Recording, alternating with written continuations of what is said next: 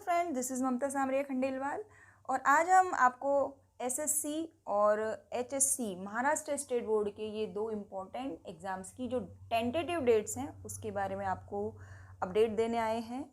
तो बोर्ड ने एसएससी यानी कि क्लास 10th के लिए जो टेंटेटिव एग्ज़ाम डेट्स रिलीज़ की हैं वो है अप्रैल 29 टू मई 20। तो आप अपनी बोर्ड की प्रिपरेशन को इन्हीं डेट्स को ध्यान में रख के ज़रूर कीजिए। क्लास 12th के लिए टेंटेटिव डेट्स हैं अप्रैल 23 टू मई 21 for all streams. Exams 2 shifts में कंडक्ट होंगे।